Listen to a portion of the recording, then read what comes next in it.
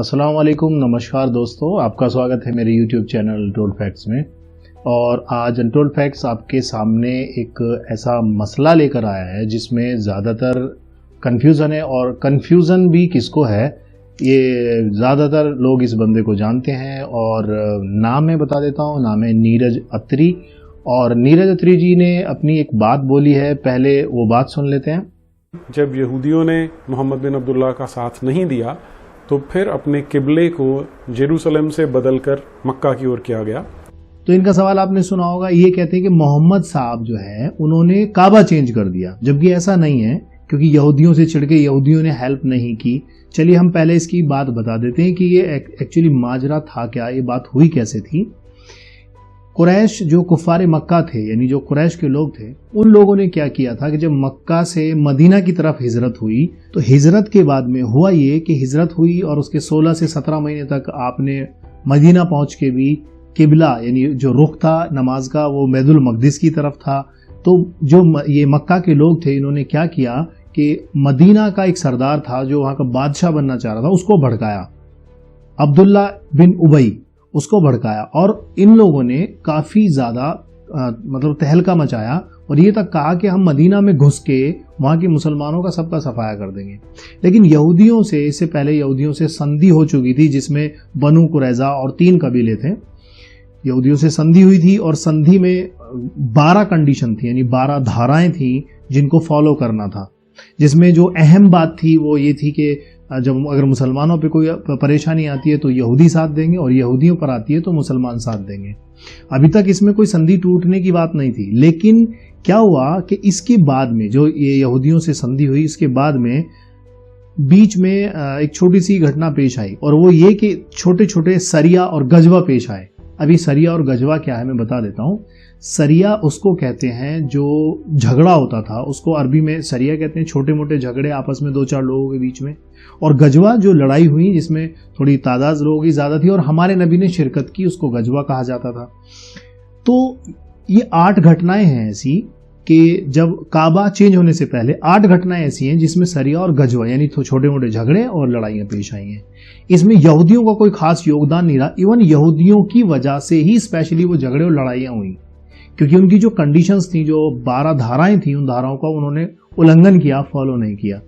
अब ये पता नहीं चल पा रहा था मुसलमानों को कि ये हो कैसे रहा है हमारे साथ में, कौन साथ है कौन नहीं है, कौन यहूदी हमारे खिलाफ खड़ा है और कौन हमारे साथ है, ये पता नहीं चल पा रहा था। लेकिन हमारे नबी की इच्छा ये थी कि जो किबला हो वो काबे की तरफ हो, यानी जहां पर आज है, ये हमारे नबी की इच्छा थी। कुरान में अगर आप जाते हैं सूरह बकरा में, सूरह बकरा की 142 से 146 आयत देखिए उसमें, तो उसमें जो कहा गया है कि हम ये देखना चाहते हैं, अल्लाह ताला का फरमान है, अल्लाह ताला कहता है कि हम ये देखना चाहते हैं कि कौन पक्का मुसलमान है कौन नहीं, कौन हमारी बात को मानता है कौन हमारी बात को नहीं मानता। दूसरी बात यह है कि उसी में अल्लाह ताला ने कहा है कि नबी जी, आप जो ये बात बोल रहे हैं ना, ये जो आप चिंता कर रहे हैं, परेशान हो रही है, यहूदी और ये जो नसारा है, ये किबले को, उस काबे को ऐसे जानते हैं जैसे बाप अपनी औलाद को। क्योंकि उसकी वजह क्या है, डिटेल में अगर आप जाएंगे तो आपको पता चलेगा कि जो काबा बना हुआ है आज, ये इब्राहिम अलैहिस्सलाम ने तामीर किया था। वहां पर उनकी तामीर करने से इवन आदम अलैहिस्सलाम के ज़माने से काबा है ये, यानी दुनिया की शुरुआत से ही काबा है।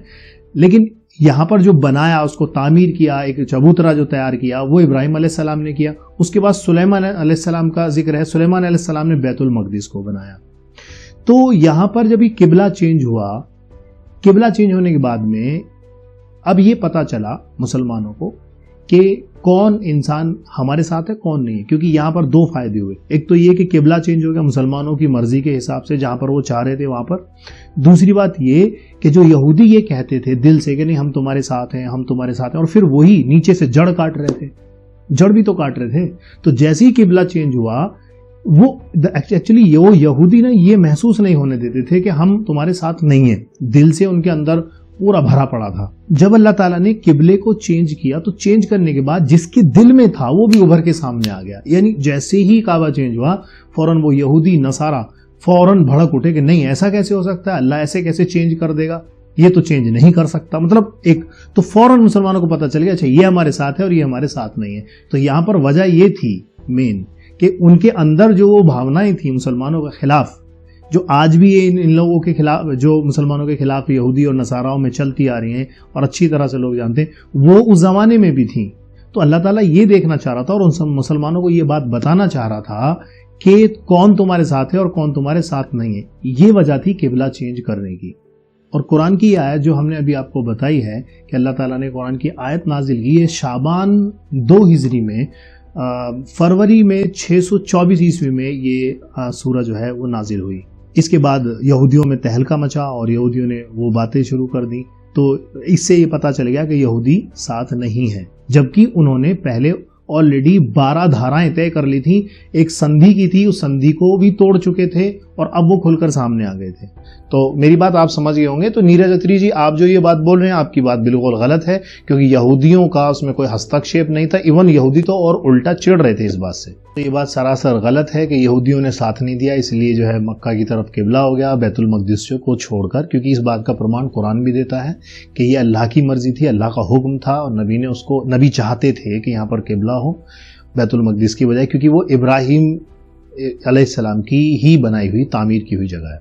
चलिए दूसरी बात इनकी सुन लेते हैं। मोहम्मद बिन अब्दुल्लाह को सपना आता है कि वो अपने चेलों के साथ मदीना से जाता है मक्का में, वहाँ पर उम्रा का जो यात्रा है वो पूरी करते हैं, इनके साथ जो ऊँट लेकर गए थे उनकी कुर्बानी देते हैं और आराम से वापस आ जाते हैं। तो जब मोहम्मद और ये लोग चलते हैं तो वहाँ पे कुरैशियों को, जो मक्का वासी थे, उन्हें जब इसकी सूचना मिलती है तो वो डिसाइड कर लेते हैं कि हम लोग इसे यहाँ नहीं आने देंगे, क्योंकि हम मोहम्मद पर और उसके साथियों पर विश्वास नहीं कर सकते कि वो सिर्फ यहाँ पर उम्रा करने आए हैं, यहाँ पे हमला करने आए हैं। तो मोहम्मद बिन अब्दुल्लाह रास्ता बदलकर मक्का के काफ़ी निकट एक जगह हुदैबिया, वहाँ पर पहुँच के रुक जाते हैं और उसके बाद दोनों ओर से संदेश आने शुरू होते हैं कि मोहम्मद बिन अब्दुल्लाह मैसेज भेजता है कि हम केवल उम्रा करने आए हैं, किसी पे हमला नहीं करेंगे। वो बोलते हैं कि हम आपको यहाँ पर नहीं आने देंगे। तो एक उधर से आता है, दूसरा इधर से आता है, तो थोड़ी देर के लिए ऐसा चलता रहता है। फिर जो मोहम्मद बिन अब्दुल्लाह का जमाई था उस्मान नाम का, उसे भेजा जाता है कि तुम जाओ और मक्का वासियों से बात करो। उसे आने में जब थोड़ा समय लग जाता है तो यहाँ पर इन लोगों को चिंता होती है और ये अफवाह उड़नी शुरू हो जाती है कि मक्का वासियों ने उस्मान की हत्या कर दी है। लेकिन अभी कंफर्मेशन नहीं आई है। तो मोहम्मद बिन अब्दुल्लाह वहाँ पर एक पेड़ के नीचे खड़े होकर सबको संबोधित करते हैं और कहते हैं कि अगर ऐसा हुआ है तो हम इनसे बदला लेंगे। अब यहाँ आपको ध्यान ये रखना है कि जो कई बार क्या होता है कि रसूल अल्लाह को इनका जो पैगंबर है जिब्रील, वो आके बता देता है कि क्या हो रहा है, लेकिन ऐसे मौक़ों पर जिब्रील भी नहीं आता और रसूल को पता नहीं चलता कि असलियत क्या है। अब ये बोलते हैं कि जो सुलह हुदैबिया जो है ये एक वाक़या है काफ़ी बड़ा, जिसमें आपको एक ख्वाब आया था, हमारे नबी को ख्वाब आया जिसमें हज का जिक्र है कि आपने हज किया, क्योंकि 6 साल तक मक्का के लोगों ने, जो मुशरिक मक्का थे, उन लोगों ने आप पर पाबंदियां लगाई थी यहाँ मक्का आने के लिए। और पाबंदियां खैर ये 6 साल वाली नहीं है, उससे भी पहले और अलग अलग पाबंदियां थी, बहुत सारे जुल्म रहे हैं। तो ख्वाब दिखा और 6 साल बाद फिर वो उन्होंने ये सोचा कि हम चलो अब ख्वाब है तो इसको पूरा करने के लिए सब लोग चल दिए। 6 हिजरी को सोमवार का दिन था, आप रवाना हुए और अपना जितना भी सामान था लोगों से भी कहा कि भाई हाँ आप जो है चलिए हज के लिए, लेकिन लोगों को लगा कि नहीं ये तो युद्ध के लिए जा रहे हैं, तो कुछ लोग नहीं गए। उनमें से 1500 सहाबा इकट्ठे हुए, लेकिन लोगों को कैसे पता चला, क्योंकि जो ऊंट का कोहान था उसमें एक निशानदेही होती थी कि भाई हाँ एक कुर्बानी का जानवर है, तो वो निशान लगा दिया। और वो जो कपड़े पहनते हैं हज के वो पहने, तो लोगों को पता चल गया कि भाई अब लड़ने नहीं, हज करने ही जा रहे हैं। जुल्हुलैफा नाम की जगह है जहाँ पर सारी ये कंडीशन जो थी, कपड़े चेंज करना, हज के लिए रवाना होना, कोहान चीरना, ये सब हुआ। काब बिन लुई एक कबीला था, वहाँ वो कबीले का जो वो तैयार था, क्योंकि जब आपने एक संदेशवाहक भेजा उनके पास में कि देखो वहाँ कुरैश की क्या गतिविधियां हैं मक्का पहुंचने के बाद, तो वहाँ से पता चला कि काब बिन लुई जो कबीला है वो तो और कबीले को इकट्ठा कर रहा है और इकट्ठा करके लड़ने की तैयारी में है। तो आपने संदेश भिजवाया कि नहीं भाई हम लड़ेंगे नहीं, हम तो हज करने के लिए आए। तो ये सिलसिला चलता रहा, उनका जवाब आया, फिर उनका जवाब आया, फिर ऐसे आया। लेकिन जब आप रास्ते में जा रहे थे, खालिद बिन वलीद जो अब तक मुसलमान नहीं हुए थे, 200 लोगों के साथ, जो 200 कुरैश थे, उन 200 कुरैशों के साथ रास्ते में जमा हो गए ताकि आप पर हमला करें और आपको मक्का में जाने से रोकें। खालिद बिन वलीद, ये तो नाम बड़ा फेमस है। बाद में वो ईमान में दाखिल हुए इस संधि के बाद। तो वो संधि क्या थी? तो इन्होंने ये बात बोली, इल्ज़ाम लगा रहे हैं सीधा सीधा, यार नीरज भाई तुम मैंने पहले भी शायद मेरी वीडियो आपने देखी होगी, मेरी एक वीडियो थी जिसमें मैंने ये कहा था कि थोड़ा चेहरे से भी आदमी पता चल जाता है ना कि ये नालायक है या नहीं है। तुम थोड़ा समझदार से लगते हो यार, कोई बात नहीं, तो कम से कम इसको एटलीस्ट, जब तुम्हें छोटी सी बात, एक कुरान तो एक बहुत बड़ी मैसेज है, जब तुम्हें छोटी सी बात सुलह हुदैबिया का सिस्टम समझ नहीं आया तो तुम कुरान को क्या समझोगे? मैं ये बात बोलता हूँ। आप ये इल्जाम लगा रहे हो कि जिब्राइल फरिश्ते क्यों नहीं आए, जबकि जिब्राइल फरिश्ते आते थे तो अल्लाह ताला ने जिब्राइल को क्यों नहीं भेजा ये चीज समझाने के लिए? क्योंकि हजरत उस्मान रजी अल्लाह ताला वहां पर कुछ देर उन्होंने लगा दी, उनका कबीला वहां था, उनके लोग वहां थे, तो वहां पर उनके रुक के उन्होंने बातें की। तो आपको ये नहीं मालूम कि कुरान अगर आप पढ़ते ही होंगे, जहां तक मेरा ख्याल है, तो आपको ये बात भी पता होनी चाहिए कि कुरान में अल्लाह ताला ने ये भी कहा है कि मोहम्मद एक तुम्हारी तरह है। नबी तो है ही, रसूल भी है, लेकिन मोहम्मद एक तुम्हारी तरह, यानी एक इंसान बना के उनको भेजा गया है। और ये जो छोटी छोटी बातें, क्या अब अल्लाह ताला ये भी उनको बताता कि या मोहम्मद आप खाना खा लीजिए, या मोहम्मद आप वहां चले जाइए, या मोहम्मद आप ये कर लीजिए? ये तो कोई बात थोड़ी ना हुई। क्योंकि मेरी पहली भी वीडियो है कि अल्लाह ताला ने दारुल असबाब इस दुनिया को बनाया और हुक्म अल्लाह का ही था जो ख्वाब में देखा गया। और फिर इस सुलह को सुलह हुदैबिया क्यों कहा गया, जबकि इसमें शर्तें तो कुछ अलग थीं। तो जिब्रील फरिश्ते की ड्यूटी वही लाने की थी, कुरान नाजिल करने की थी, उनकी ये बात बताने की थोड़ी नहीं थी कि आपको क्या करना चाहिए, कैसे करना चाहिए, अब तुम जो है खाना खा लो, अब सो जाओ, अब ये काम कर लो। तो छोटी छोटी बातें यार, इन चीजों के लिए आयतें नाजिल हुई हैं, अल्लाह ताला ने आयतें नाजिल की हैं, तब जिब्रील फरिश्ते आते थे, जो हुक्म होता था अल्लाह का कि अब यहां पर ये हुक्म है। तो यहां पर तो एक घटना थी कि उस्मान रज़ी अल्लाह ताला वहां पर गए और वहां पर जाके कुछ देर लगी तो उन्हें लगा कि यहां पर जो है अब उन्हें कत्ल कर दिया गया, तो इसलिए वो चीज, इस चीज की एक घटना थी, तो इसलिए भी जिब्रील फरिश्ते आते कि ये बताते कि नहीं कत्ल नहीं हुए और अभी वो जिंदा है, बस इतनी सी बात बताने के लिए। यार अजीब बात है, मतलब अगर तुम कुरान को नहीं समझ रहे हो तो इसमें कुरान की गलती क्या है? इसमें तो आपकी अपनी गलती है ना। तो ये बात यहां जिब्राइल क्यों आएंगे? सुन लीजिए जरा इनकी नेक्स्ट बात क्या है। अल्लाह मियाँ को पहले ही पता था कि खैबर में जाकर उनको जीत मिलेगी, लूट का माल मिलेगा, और अल्लाह के रसूल को भी पता था, इसलिए वहां पर इनको नहीं लेके जाएंगे। नेक्स्ट बात इन्होंने कही खैबर में लूट का माल, ये सब चीजें। आपको शायद अगर इस्लाम में इतना ही इंटरेस्ट है तो एक बार आप खुद पढ़ के देख लीजिए खैबर क्या था। खैबर वो अड्डा था जो इस्लाम को तबाह और बर्बाद करना चाहता था, जहां पर यहूदी, क्रिश्चियन और मुशरिके मक्का मिलके साजिश किया करते थे। तो सुलह हुदैबिया के बाद में जब और लोग इस्लाम में लोग दाखिल होने के बाद जब दीन की दावत दी गई तो खैबर वाले लोगों ने फिर से इस्लाम में टांग अड़ानी शुरू की। तो ऐसा नहीं है कि जाते ही पहले डायरेक्ट हमला कर दे। इस्लाम की एक सुन्नत रही है, और सुन्नत यह है कि सबसे पहले उनको जाके दीन की दावत देते थे। आप खैबर की जंग का वाकया, खैबर के बारे में हम पूरी एक स्पेशल वीडियो बनाएंगे कि खैबर में हुआ क्या था, कि किस तरह का अड्डा था वो, ये मुशरिकों का, यहूदियों का। तो इसके बारे में इंशाल्लाह डिटेल बताएंगे, लेकिन हम शॉर्टकट में समझा रहे हैं कि खैबर एक ऐसा अड्डा था कि जहां हमेशा मुसलमानों को खैबर वालों से परेशानी होती थी। यहूदी नई नई चालें चलते थे, ये वो अड्डा था। तो इसीलिए खैबर पहले जाके उनको दीन की दावत दी कि भाई अल्लाह एक है, ईश्वर एक है, उसको मानो। लेकिन जब उन्होंने बोला कि नहीं हम नहीं मानेंगे, हम तुम्हें नबी नहीं मानते, हम ईश्वर एक है नहीं, हम तो 50,000 ईश्वर मानेंगे अपने, एक तो माने नहीं, तो फिर उन्होंने बोला ठीक है तो अब संधि के लिए तैयार हो जाओ। नहीं, संधि भी नहीं करेंगे तो फिर लड़ाई, अब क्या बचा।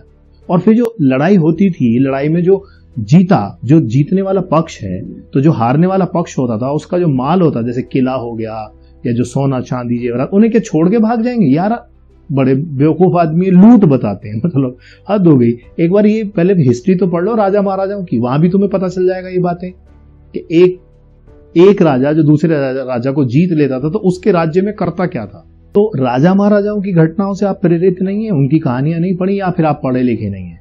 उसमें क्या होता था, एक राजा ने दूसरे राजा को जीत लिया, जीतने का मतलब क्या होता था, उसके किले को फिर उसे वापस कर दिया, उसकी चीजें वापस लौटा दे। नहीं, उस राजा को जीत लिया मतलब उसका किला हमारा, वो जितना भी सामान सब हमारा। अब तुम इसे अगर लूट समझो तो ये तुम्हारी बेवकूफी है। दूसरी बात आपकी क्या है, तो जो सुलह की जाती है उसमें जो दो लोग हैं, मोहम्मद बिन अब्दुल्ला और सुहैल बिन अम्र के बीच में ये सुलह की जाती है। अब ये जो सुलह की गई है इसके बारे में कुरान में एक पूरे का पूरा चैप्टर है जिसे अल फतह कहा जाता है या अल फत कहा जाता है। 48वीं सूरा है ये कुरान की। तो अब इसको फतह क्यों कहा जाता है मुझे नहीं समझ में आया, वो आपके साथ शेयर करता हूँ। अब वो लोग जो नीरज अत्री जी को सपोर्ट करते हैं और वो ये समझते हैं कि अत्री जी तो बड़े समझदार हैं, अब इनके खुद के मुंह से सुन लीजिए। इन्होंने अभी ये बोला है कि सुलह हुदैबिया को कुरान में 48वीं सूरा में और इस बात का जिक्र है, और ये भी कहा गया कि सुलह हुदैबिया मुसलमानों की जीत थी, और ये बोल रहे हैं कि मुझे समझ नहीं आया सुलह हुदैबिया मुसलमानों की जीत कैसे थी, और अगर किसी को समझ आया तो बता दीजिए। चलो हम बता देते हैं। आप जो ये कुरान पर वीडियो बनाते हैं, मैं छोटा सा सवाल है, जब आपको सुलह हुदैबिया जैसी एक छोटी सी घटना ही है वो इस्लाम के इतिहास में, जब वही समझ में नहीं आई तो कुरान की बाकी आयतें कैसे समझ आएंगी? ये लोग जो नीरज अत्री को सपोर्ट करते हैं या जो देखते हैं इनकी वीडियो, तो क्या आपको पता है कि इनको ये बात समझ में आती होगी कुरान की? मेरा सवाल है आप लोगों से, जो मेरे व्यूअर्स हैं, मैं ये पूछ रहा हूं, आपको क्या लग रहा है इस बंदे ने जो अभी बात बोली कि मेरे समझ में नहीं आई ये बात, तो क्या लगता है आपको कि कुरान समझ में आता होगा? बिल्कुल नहीं आता होगा। और ऐसी लोगों की वीडियो देख के लोग यूं कहते हैं वाह जी वाह मजा आ गया। अरे यार तुम हद है, समझने की कोशिश नहीं करते हो। जब इन्हें खुद ही समझ में नहीं आ रहा है तो दूसरों को क्या समझाएंगे? इनका तो मकसद सिर्फ ये है कि इस्लाम पे तामान लगाते रहते हैं बार बार। अरे भाई ये कुरान है, मैसेज है अल्लाह का, द मैसेज ऑफ गॉड। ये कोई धार्मिक किताब वेदों की तरह या और धर्म ग्रंथों की तरह या उपनिषदों की तरह नहीं है कि जिसमें भावार्थ लिख के उसका सीधा सीधा मतलब समझा दिया और तुम उसी के पीछे भागे चले जा रहे हो। कुरान है, मैं हर लाइन एक मैसेज है, उसके पीछे कोई ना कोई बात छिपी हुई है, और कुरान की आयत को समझ के फिर क्यों कही गई, कैसे कही गई, कब नाजिल हुई, क्या कंडीशन थी, फिर उसे समझना पड़ता है, उसे डिकोड करना पड़ता है। अब तुम लोग तो ये समझोगे नहीं, तुम तो बस उसको पढ़ के जो मतलब उसमें लिख रहा है वही तुमने बता दिया कि भाई ऐसे कर। देखो ये तो कितनी बुरी बात। अरे पहले एक बार समझ तो लो। चलिए मैं समझाता हूं आपको सुलह हुदैबिया सुलह क्यों है। तो सुलह हुदैबिया की 4 कंडीशन थी, 4 शर्तें मुशरिक मक्का ने रखी थी। सुलह हुदैबिया में पहली कंडीशन ये रखी गई थी कि मुसलमान इस साल हज नहीं करेंगे, अगले साल हज करने के लिए आएंगे और 3 दिन यहाँ ठहरेंगे और 3 दिन ठहरने के बाद में और फिर वापस चले जाएंगे। ये पहली कंडीशन रही। और दूसरी संधि, दूसरा जो रूल था वो ये था कि 10 साल तक दोनों फरीक यानी दोनों जो आपस में मुशरिक मक्का और हमारे नबी की जो कौम थी वो आपस में लड़ेंगे नहीं। और तीसरी कंडीशन ये थी कि जो कबीला जिस तरफ मिलना चाहे मिल के रह सकता है, यानी कि जो मोहम्मद सल्लल्लाहु अलैहि वसल्लम की तरफ जो कबीला चला गया वो उनका कबीला, जो कुरैश की तरफ कबीला चला गया मुशरिक मक्का वो उनका कबीला। अब आपस में वो आप चूंकि 10 साल तक तो लड़ेंगे नहीं, तो ये कबीला था। चौथी कंडीशन ये थी कि कोई आदमी अगर हमारे नबी की तरफ आया बिना अपने माँ बाप या बिना उनके सरपरस्त की मर्जी के, तो हमारे नबी उसको वापस करेंगे, चाहे बेशक वो इस मुसलमान हो गया हो। लेकिन अगर जो हमारे नबी की तरफ आ गया उसे वो वापस करेंगे, लेकिन अगर कोई मुसलमान काफिर होके या बिना ईमान वाला होके वापस उनकी तरफ लौट जाता है तो वो उसको वापस नहीं करेंगे। ये उनकी चौथी कंडीशन थी। अब इसमें सुलह कैसे है, फायदा क्या है, मैं फायदा बताता हूं थोड़ा सा, लेकिन इसके बारे में हम इंशाल्लाह पूरी डिटेल में हम बातें बताएंगे जरूर। एक दिन की सुलह हुदैबिया एक्चुअली ये घटना घटी कैसे, क्या क्या हुआ था, वो सब चीजें। तो पहली कंडीशन में सिर्फ ये एक कुफ्फार मक्का जो था वो ये समझते थे कि हम बहुत ताकतवर हैं, मुसलमानों को कुचल के रख देंगे, ये कर देंगे वो कर देंगे। लेकिन इस संधि से इस सुलह क्यों, और अल्लाह ताला ने कुरान में इसको मुसलमानों की बहुत बड़ी जीत क्यों कहा, ये इनको नीरज अत्री जी को समझ में नहीं आया। चलो मैं समझा देता हूँ। अल्लाह ने इसलिए कहा क्योंकि ये जो चारों कंडीशन रखी गई हैं, इन चारों कंडीशन पे अगर नजर डालते हैं तो एक बात समझ में आती है कि वो मुशरिके मक्का जो कभी मुसलमानों के अस्तित्व को समझते ही नहीं थे, आज अस्तित्व उन्हें समझ में आ रहा था। पहली कंडीशन तो ये थी कि उन्हें लगने लग गया था कि हाँ मुसलमानों का भी कोई अस्तित्व है, क्योंकि पहले तो उन्हें मारना काटना वो सब चीज चलती थी। दूसरी बात यह है कि जो 10 साल का ये गैप दिया गया, 10 साल तक दोनों लड़ेंगे नहीं, तो दोनों लड़ेंगे नहीं का मतलब यह है कि अब मुसलमान फ्रीली 10 साल तक अपने तबलीग यानी अपने दीन की दावत दे सकते हैं, वो भी बिना लड़े। क्योंकि पहले क्या था कि अगर मुसलमान जाते थे किसी को इस्लाम समझाने तो वो मुशरिक मक्का पकड़ के उन्हें मार देते थे, लेकिन अब ऐसा नहीं था, क्योंकि अब मुसलमानों का दबदबा उनको महसूस हो रहा था। ये क्यों है सुलह, और इसके लिए अल्लाह ताला ने फतेह क्यों कहा, मुसलमानों की फतेह, ये समझ में आ रही होगा आपको कि ये जो 10 साल की जो इन्होंने मियाद रखी थी, 10 साल तक कोई नहीं लड़ेगा आपस में, तो ये क्यों, क्योंकि वो डरने लगे थे, अब उन्हें इस्लाम का अस्तित्व समझ में आने लगा था। तो सुलह हुदैबिया इसलिए सुलह और इसलिए फतेह के लिए कहा गया क्योंकि अब उन्हें इस्लाम का अस्तित्व समझ में आने लगा। मुसलमान जाके अपनी तबलीग करने लगे और बेधड़क होके। और देखो ये भी बात है, सुलह हुदैबिया के दौरान जब यहाँ पर सिर्फ मात्र 3000 की जो तादाद थी लोगों की, मुसलमानों की, सिर्फ 2 साल के अंदर अंदर वहां पर वो तादाद 3000 से 10,000 हो चुकी थी, क्योंकि उन्हें मालूम था इस्लाम से हम जीत नहीं सकते। अब सोचिए कि क्या ये सुलह हुदैबिया जो हुआ, जो ये कंडीशन रखी गई, इसमें फायदा हुआ मुसलमानों का? नहीं हुआ, बिल्कुल हुआ है। क्योंकि मुसलमान खुल के आज़ादी से 10 साल तक बिना लड़े, बिना कुछ किए आराम से इस्लाम की दावत दे सकते थे। तीसरी कंडीशन ये थी कि एक कबीला इधर वाला अगर हमारे नबी के पास चला गया तो वो उनका, और इनके पास चला गया तो वो उनका, वो आपस में लड़ेंगे नहीं। अगर किसी एक से लड़ाई हुई तो फिर मानी जाएगी कि पूरे कबीले से लड़ाई हुई है। तो यानी अब इस्लाम का वर्चस्व उनके दिल और दिमाग में भर चुका था। अब उन्हें यह समझ में आ रहा था सिर्फ वो अपने आप को बचाना चाह रहे थे, बाकी जो उनका एक जो पोस्ट थी पूरे इलाके में, जो अरब का जो पूरा इलाका था, वहां पर जो उनका पूरा पोस्ट और वर्चस्व था, अब वो धीरे धीरे खत्म हो चुका था। ये सुलह हुदैबिया का फायदा हुआ था कि वहां पर अब उन्हें लगने लगा था, तो वो जो कबीला, जो हमारे नबी की तरफ कबीला गया, तो सोचो फिर वो उनका होके रह गया। यानी कि बिल्कुल खुल्लम खुल्ला इस्लाम की दावत देने का मौका मुसलमानों को मिला। इस सुलह से ये फायदा हुआ, बाकी और लोगों को नहीं समझ आया। बाद में उन चीज़ों को जब अल्लाह के नबी ने समझाया तब उन्हें समझ आया। दूसरी बात ये कि जो चौथी कंडीशन है वो कंडीशन ये थी कि उसमें जो है कोई मुसलमान अगर हो जाता है तो मुसलमान उसे वापस करेंगे मुशरिक कुफ्फार को, कि भाई आपका आदमी मुसलमान हो गया, इसे आप ले जाओ। तो इसमें भी ये एक जो कंडीशन है उसमें भी एक कंडीशन ये थी, उन्हें लगा कि इसमें हमारा फायदा होगा, लेकिन उसमें उल्टा, क्योंकि उनको ये संधि तोड़नी पड़ी 10 साल से पहले। क्योंकि हुआ ये था, साहबा थे, उनको एक साहबा जो है उनको ईमान में दाखिल हुए, हमारे नबी के पास वो आए, कुफ्फारे मक्का को ये बात पता चल गई, उन्होंने अपने आदमी भेजे, 2 आदमी, वो उन्हें लेके जा रहे थे रास्ते में। तो ऐसा हुआ कि जब वो लेके जा रहे, संधि के हिसाब से जब वो लेकर जा रहे थे, तो उन्होंने वहां पर उनकी तलवार, कि आपकी तलवार तो बड़ी अच्छी है, तलवार ली और उनमें से एक को कत्ल कर दिया। दूसरा डर के नबी के पास गया कि या रसूलुल्लाह ऐसे ऐसे हो गया मेरे साथ, तो मैं तो उस मुसलमान को ले जा रहा था वापस अपने मजहब की तरफ, और उसने ऐसे कत्ल कर दिया। तो आपने बोला भाई वो आदमी जो वो रज़ियल्लाहु ताला अन्हु थे, वो सहाबी जो थे, उन्होंने आके हमारे नबी से कहा कि या रसूलुल्लाह आपकी ड्यूटी तो खत्म होगी ना, आपने तो मुझे भेज दिया, अब मैं कुछ भी करूं इसमें आपका कोई हाथ नहीं है। इतनी कह के वो चले गए। तो धीरे धीरे जो मुसलमान होते थे फिर वो उनसे मिलने लगे और धीरे धीरे उनकी एक बहुत बड़ी जमात बनी। उस जमात ने क्या किया कि जो कुरैश का जो भी कबीला आता था उसको पकड़ लेते थे और उनके साथ में उनका जो सामान था वो छीन लिया, या जो भी चीज़ थी। तो इससे खौफ पैदा हुआ। अब लोग ये सोचेंगे कि यार मुसलमानों ने तो ज़्यादती की उस वक्त में। अच्छा, उससे पहले जो ज़्यादतियाँ थी मुसलमानों के ऊपर, कि जो उनके अल्लाह कहने पर भी उनकी गर्दन काट दी जाती थी, उन्हें मार दिया जाता था, उनके बीवी बच्चों को उनकी नज़रों के सामने कत्ल कर दिया गया, जलती हुई तपती हुई रेत पर लिटाया गया, जलते हुए अंगारे रखे गए और उनके सीने पर पत्थर रख दिए, सारी सारी रात उनको भूखा रखा, सारा सारा दिन भूखा रखा। और जो खाल होती थी जानवर की खाल में लपेट के उनको अंदर घुसेड़ के, जो कच्ची खाल होती है उसके अंदर बदबू आती है, उसमें बंद करके रख दिया। तो कितनी मतलब आपदाएं उन्होंने झेली, वो तो लोगों को नजर आती नहीं है। तो मैं ये कहना चाह रहा हूं कि जब इस्लाम का वर्चस्व आया और धीरे धीरे इस सुलह हुदैबिया का फायदा ये हुआ कि कुरैश को इनका एक वर्चस्व और इनका अस्तित्व समझ में आने लगा। तो ये है सुलह हुदैबिया का फायदा। फतेह इसलिए कहा गया क्योंकि मुसलमानों की कोरी जीत थी। चारों कंडीशन देख लो। पहली कंडीशन में पहली बस ये एक ही कंडीशन थी, वो ये थी कि मुसलमान जो है वापस इस साल हज नहीं करेंगे, बस। बाकी जो 3 कंडीशन है वो तीनों की तीनों मुसलमानों के पक्ष में है। और लेकिन 1 साल तो यूं ही बीत गया। तो मैं ये कहना चाह रहा हूं, अगर सुलह हुदैबिया का वाकया नीरज जी अगर आपको समझ में नहीं आया तो इसकी कंडीशन ये थी और ये वजह थी कि इसको फतेह का नाम दिया गया। तो आपको जहां तक मेरा ख्याल है सुलह हुदैबिया से होने वाले बेनिफिट मुसलमानों के लिए क्या थे ये समझ में आ गए होंगे।